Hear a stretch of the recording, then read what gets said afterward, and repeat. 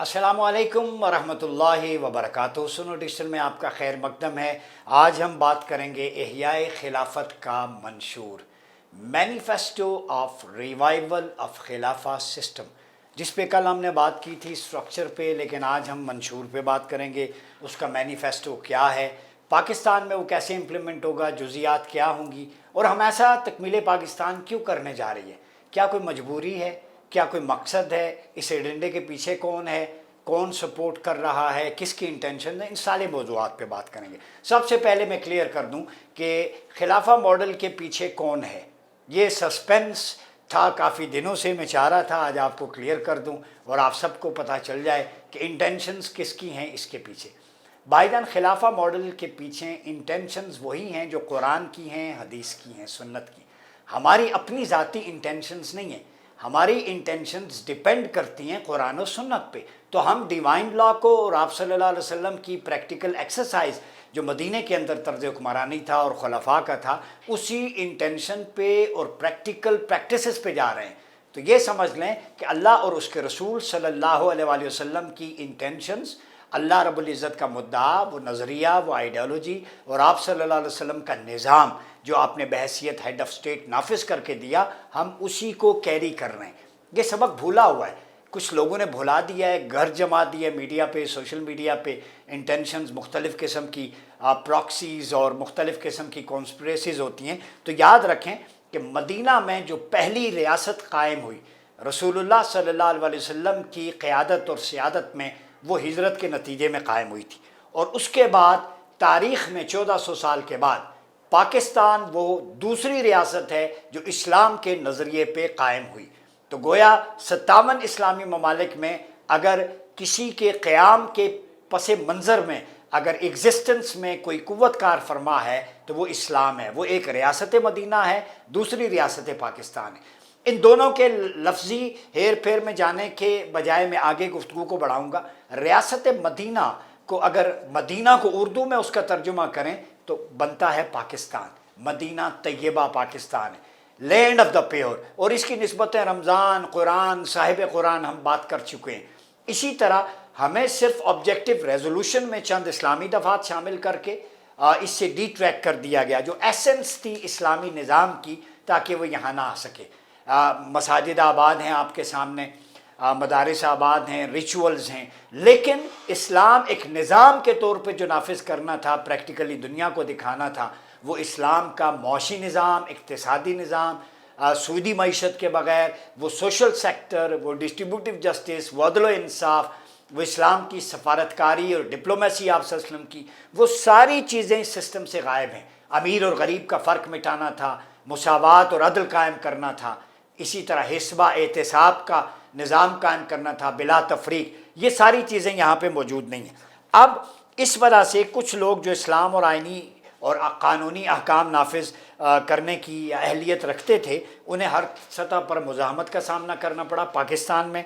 इनमें से बहुत सारे लोग मायूस होकर मुल्क छोड़ गए और पीछे रहने वालों ने जमहूरियत, जिसे मैं मजबूरियत जुल्म का निज़ाम कहता हूँ, उसको कबूल कर लिया और इस्लाम का नफाज चंद गैर मौसर आइनी शिकों तक महदूद हो गया। और वो भी आइनी शिकें जो इस्लामी दफ़ात हैं उन पर भी इम्प्लीमेंट नहीं हो रहा, जैसे to eliminate Riba as early as possible, सूद अभी तक ख़त्म नहीं हुआ, ठीक है। और इक़्तिदार की कशमकश सिर्फ सेकुलर तबके तक रह गई और मुल्क सियासी इंतशार और अदम इस्तेकाम से दो चार हुआ और गरीब अमीर में फ़र्क बढ़ गया और स्टेटस को जैसा नया तबका इशराफिया और लोगो करेसी की हुकूमत ज़बानी बयानी की कायम हो गई। इनकी प्रॉपर्टीज़ जायदाद बढ़ती नहीं। जैसे एक बंदा अगर PIA का चेयरमैन है तो उसकी अपनी एयरलाइन अलग से तो बन गई, लेकिन PIA का भट्टा बैठ गया। एक बंदा OGDC में है, PTCL में है, उसके अपने एसेट्स तो बढ़ गए मगर इदारा नुकसान में गया। तो लोगों ने मुल्क और इदारों की बजाय अपनी ज़ाती जायदादें और जागीरें बनाना शुरू कर ली।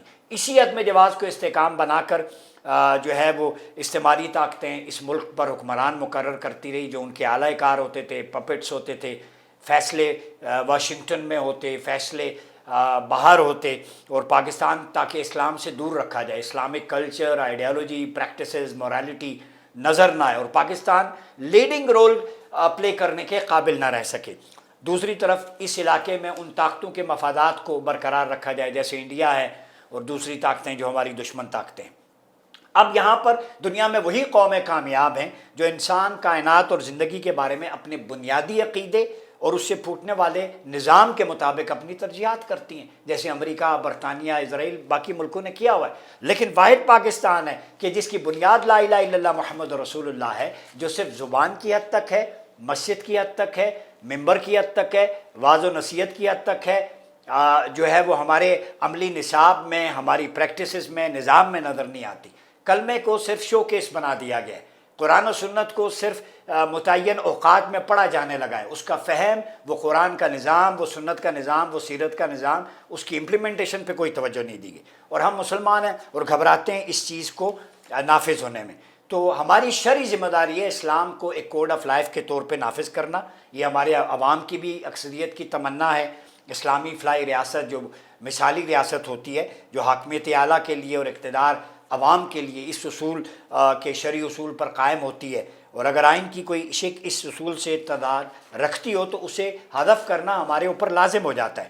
تو حاکمیت، sovereignty belongs to all mighty Allah, ایک یہ کلیئر ہے، حاکمیت اللہ کی ہے، اور جو حکام ہیں وہ اللہ کے تفویض کردہ اختیارات کے امین ہیں، اور وہ ملک چلائیں گے اکارڈنگ ٹو قرآن اینڈ سنہ، جو اللہ اور رسول نے انہیں اختیارات اور پرنسپل، اصول و ضوابط دیے ہیں اس کے مطابق، جو کہ یہاں نہیں ہوگا۔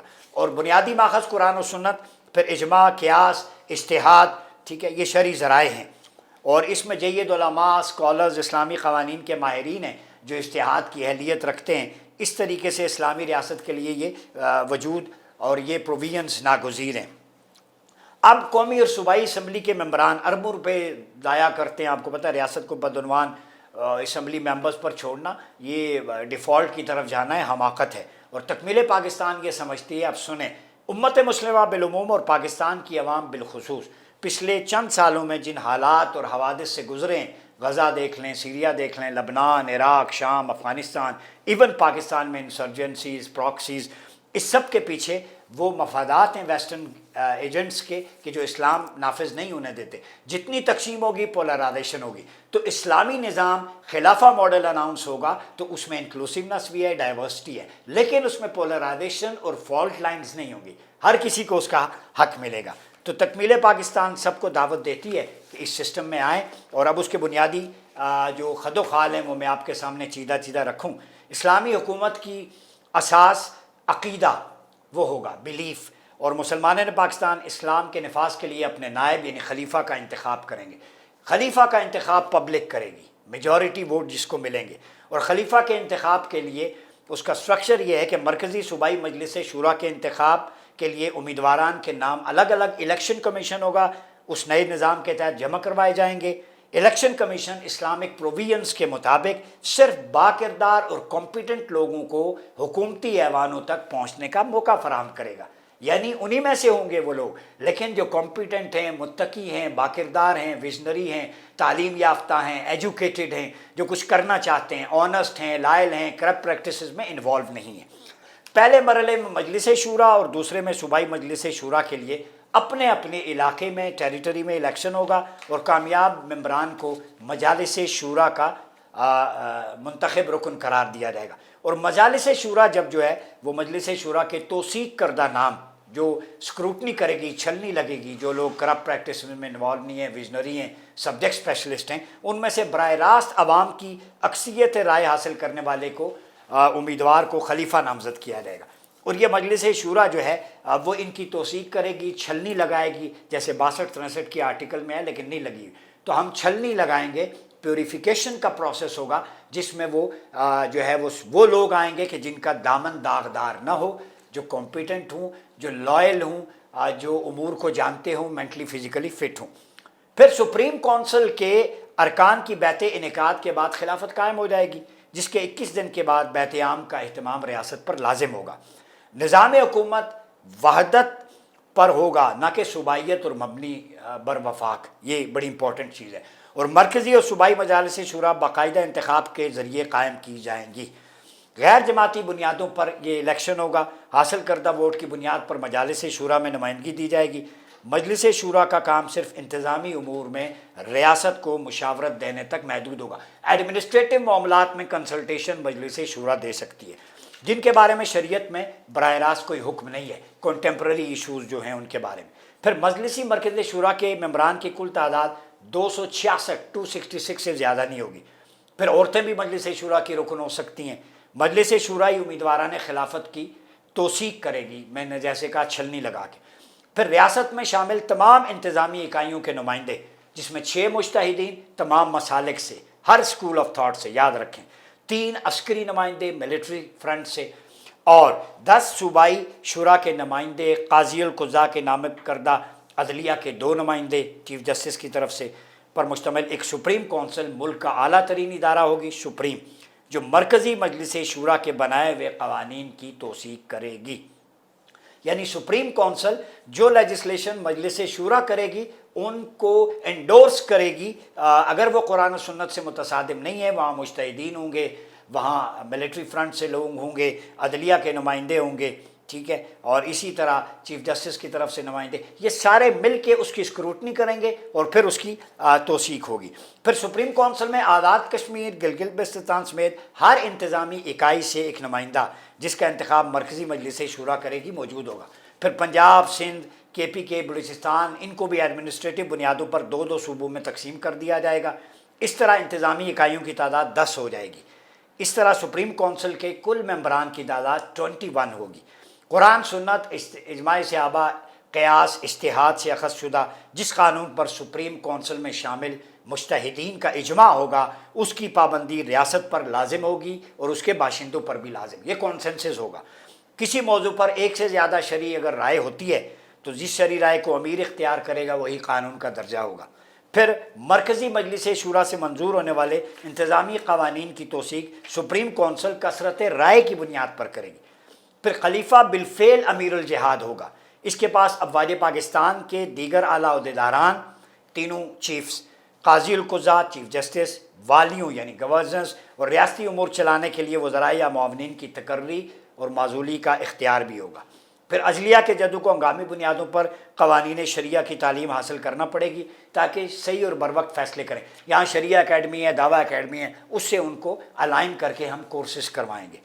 ریاست کے خلاف شکایت کے سدباب کے لیے نئے سرے سے منظم کیا جائے گا۔ پھر محکمہ مظالم ریاست کے خلاف عوامی شکایات کا ازالہ کرے گا، جسے ہم کہتے ہیں قاضی المظالم، اور قاضی المظالم اسلام سے انحراف کی صورت میں خلیفہ کو معزول کرنے کے لیے سپریم کونسل کو سفارشات بھیجے گا، جہاں مجتہدین سارے نمائندے موجود ہیں۔ سپریم کونسل کی جانب سے سفارش کو منظور کیے جانے پر وہ دیکھیں گے، اگر وہ اس کے ایلیگیشن ٹھیک ہیں تو معزول کریں گے، منظور نہ ہونے کی صورت میں خلیفہ منصب پہ برقرار رہے گا۔ یعنی پورا ٹرانسپیرنٹ ایک سٹرکچر ہم نے دیا ہے اپلیکیبل۔ پھر قتل، چوری، زنا بالرضا، بالجبر، قذف، ملاوٹ، شراب نوشی اور عوامی ریاستی امور میں بدعنوانی کی شریک نفاذ اس کا وہ بروقت ہوگا، اور قاضی حسبہ مارکیٹ کے ریٹس بھی طے کرے گا، ان کو دیکھے گا، گراں فروشی تو نہیں ہے جیسے خلفاء کے دور میں ہوتی تھی، اور وہ ایٹ دا سپاٹ فیصلے کرے گا۔ اور پھر قاضی عام جو ہوگا وہ دیوانی فوجداری مقدمات وہ ہینڈل کرے گا۔ پھر ڈسٹرکٹ ایڈمنسٹریشن موجودہ انتظامی ڈانٹہ ختم کر کے صوبوں کے امور کی نگرانی والیوں یعنی گورنرز اور ڈسٹرکٹ ایڈمنسٹریٹرز کے سپرد ہوگی۔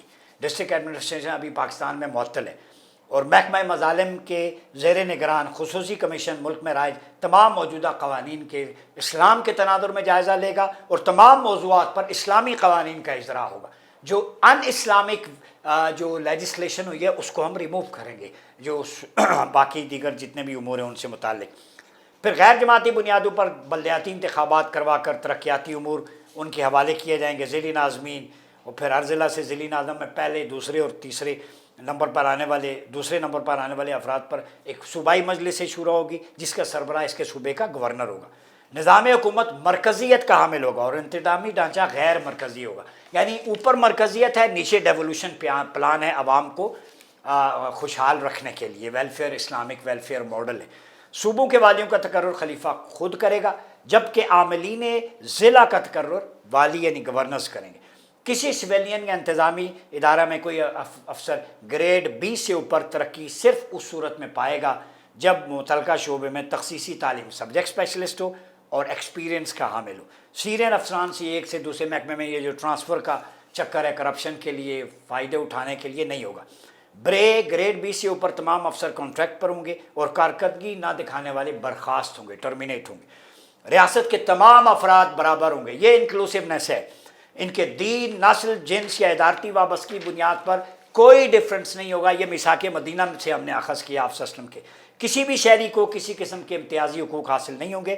امیر وقت سمیت کوئی شخص قانون سے بالا تر نہیں ہوگا۔ یہ خلافہ ماڈل۔ کوئی بھی شخص مقدمہ کے اندراج کے بغیر 24 گھنٹے سے زیادہ حراست میں نہیں رکھا جائے گا، اور زیر تفتیش سزا یافتہ شخص کو دوران حراست تشدد کا نشانہ بنانا سخت جرم ہوگا۔ اسلامی اب کرنسی پہ سونا چاندی ہوگی، اور حکومت کے لیے جائز ہے کہ وہ سونے چاندی کے بدلے کاغذی کرنسی جاری کرے، اس کے غیر ملکی کرنسی سے جڑے ہونے کی اجازت نہیں ہوگی۔ ہر فرد روٹی، کپڑا، مکان، تعلیم، صحت، روزگار کی ذمہ داری ریاست پر ہوگی۔ سود فی الفور ختم ہوگا۔ بینک اسلامی نظام پر ہوں گے۔ کسی اراضی ریاست کی ملکیت ہوگی۔ کسی شخص کو اتنی زمین دی جائے گی جو خود کاشت کرے۔ 200 ایکڑ سے زیادہ مالکانہ حقوق نہیں ہوں گے، نہ ہی غائبانہ جاگیرداری کی اجازت ہوگی۔ فیوڈلزم، لینڈ لارڈ سب ختم۔ فالتی زمین ان کو دی جائے گی جو اس کو کاشت کر سکتے ہیں۔ پھر توانائی کے ذرائع، منرلز، آبی ذخائر، چراگاہیں، شاہراہیں اور عوامی ملکیت کے جتنے اثاثے ہیں، نجکاری، پرائیویٹائزیشن ان کی حرام ہوگی۔ گزشتہ حکومتوں کے کیے گئے تمام معاملات بشمول آئی پی پی، بجلی کے نجی کارخانے جس میں عوامی مفاد نظر انداز کیا گیا، فی الفور منسوخ ہوں گے۔ مسلمانوں سے نقدی، اناج، مویشیوں اور سامان تجارت پر زکوٰۃ لی جائے گی، اور زرعی زمین پر زمین کی قسم کے مطابق خراج وصول کیا جائے گا۔ ٹھیک ہے۔ اب شریعت میں متعین وسائل کے ریاست سے اخراجات پورے نہ ہونے کی صورت میں جو ویل آف صاحب استطاعت لوگ ہیں ان پر براہ راست انکم ٹیکس لگے گا۔ غیر مسلموں سے جزیہ کے علاوہ کوئی مال نہیں لیا جائے گا۔ تمام بالواسطہ ٹیکس ختم کرنے کا اعلان کیا جاتا ہے، یہ ہوگا۔ کوئی یہ ٹیکس آپ کو جو ہے نا ہم وہ نہیں کریں گے۔ ہر بالغ مرد اور عورت پر میٹرک تک پیشہ ورانہ تعلیم، ٹریننگ، سکلفل اور ایجوکیشن یہ مست ہے، چونکہ آج سکل کا دور ہے۔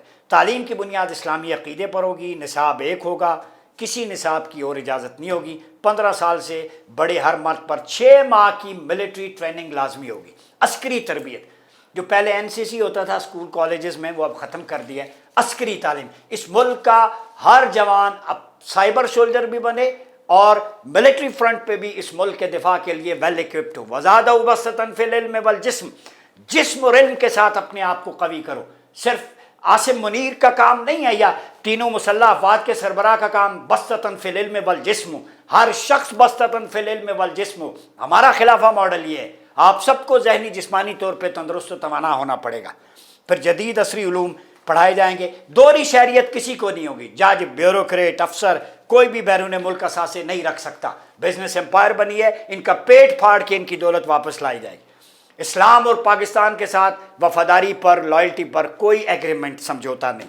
خارجہ پالیسی کی بنیاد اسلامک دعویٰ پہ ہوگی، اور اسرائیل اور ایسے ممالک جنہوں نے مسلمانوں کی جینوسائیڈ کی ہے اور ملوث ہوئے محاربت میں، ان کے ساتھ سفارتی تعلقات منقطع ہوں گے۔ ٹھیک ہے، اور یہ اسلامی ریاست کا ماڈل ہے، خلافہ ماڈل، جو ڈیٹیل میں نے آپ کے سامنے بیان کیا ہے۔ اور میں آخر میں ایک چیز بتا دوں کہ سیدنا عمر بن عبدالعزیز رضی اللہ تعالی عنہ کے دور میں آپ خود حسبہ تھے، یعنی آپ محتسب اعلیٰ تھے۔ ٹھیک ہے، اور انہوں نے بہت سارے ایسے فیصلے کیے ہیں، جیسے یہاں پہ ایک فیصلہ ہے، اموی جنرل قتیبہ بن مسلم نے ان کے شہر پر دھوکے سے قبضہ کیا تھا۔ اہل سمرقند نے عمر بن عبدالعزیز سے شکایت کی، تو عمر بن عبدالعزیز نے سلیمان کو لکھا اور فوراً قاضی مقرر کیا۔ مقدمہ پیش ہوا تو اس نے فیصلہ دیا کہ وہ سمرقند خالی کر دیں۔ تو ایسی مثال ہیں کہ بر وقت خلیفہ بھی محاسب ہو سکتا ہے وہ گراں فروشی کے معاملات میں۔ جیسے ایک قبطی عورت نے حضرت عمر بن عبدالعزیز کو لیٹر لکھا، ولی خلیفہ کو، کہ میرے گھر کی دیوار نیچی ہے اور اہل محلہ میری چیزیں چرا کے لے جاتے ہیں۔ آپ نے گورنر مصر کو آرڈر دیا کہ فوراً اپنی نگرانی میں قبطی عورت کے گھر کی دیوار اونچی کرا دو، ریاست کرائے گی، اور مارے مسروقہ برآمد کرو۔ یہ ہے جسٹس، یہ سپیڈی جسٹس ہے جس کی ہم بات کر رہے ہیں۔ اور الحمدللہ تکمیل پاکستان اور چیئرمین تکمیل پاکستان سعد نذیر صاحب، ہم سب نے مل کے یہ پیپر ورک مکمل کر لیا ہے۔ اس کا سٹرکچر، ڈیولوشن پلان، مرکزی نظام ہوگا اور نچلی سطح پر اقتدار منتقل کریں گے ہم۔ عام آدمی کو انصاف دہلیز پہ ملے گا، تو گھبرانے کی ضرورت نہیں ہے۔ ڈائیورس کلچر ہے، انکلوسیونیس ہے۔ جو اسلام اور پاکستان کے وفادار ہیں، جو خوشحالی چاہتے ہیں، انہیں کوئی گھبراہٹ نہیں ہے۔ پسینے ان کو آ رہے ہیں، گھبرا وہ رہے ہیں جو جیل کی سلاخوں کے پیچھے ہیں، گھبرا وہ رہے ہیں جنہوں نے اس ملک کو فساد کا، دنگے کی آماجگاہ بنا دیا تھا۔ گھبراہٹ ان کو ہو رہی ہے، پسینے ان کو چھوٹ رہے ہیں جو کہتے ہیں میں نہیں تو پاکستان نہیں، یہ ملک ہم سب کا ہے۔ اور انشاءاللہ اس سارے سٹیٹس کو ہم انشاءاللہ توڑ کے ایک خلافت کی راہ ہموار کریں گے۔ اس وقت لاکھوں کی تعداد میں نوجوان، خواتین، حضرات، پاکستانی قوم جو اس نظام سے تنگ ہیں، سٹیٹس کو سے تنگ ہیں، ہم نے انہیں کہا خودکشی حرام ہے، وہ جوک در جوک فون کے ذریعے، واٹس ایپ کے ذریعے، یہ سیل فون دکھاتا ہوں یہ بھرا پڑا ہوتا ہے، ایک وقت میں 300 میسیجز آتے ہیں، لوگ جوائن کر رہے ہیں۔ تکمیل پاکستان پر امید ہے، نوجوانوں آپ اس ملک کی طاقت ہیں، آپ کھڑے ہو جائیں، خواتین کھڑی ہو جائیں، ہنرمند لوگ کھڑے ہو جائیں۔ ایک گرین اور سافٹ ریولوشن آنے جا رہا ہے اور انشاءاللہ تعالی پھر سے وہ بہاریں آپ دیکھیں گے۔ اور خدا کرے میری عرض پاک پر اترے وہ فصل گل جسے اندیشے زوال نہ ہو۔ انہی اشعار پر اپنی گفتگو ختم کرتے ہیں۔ اپنا بہت خیال رکھیے گا۔ اپنے میزبان ڈاکٹر عمر اعظم عباسی کو اجازت دیجیے۔ اللہ حافظ۔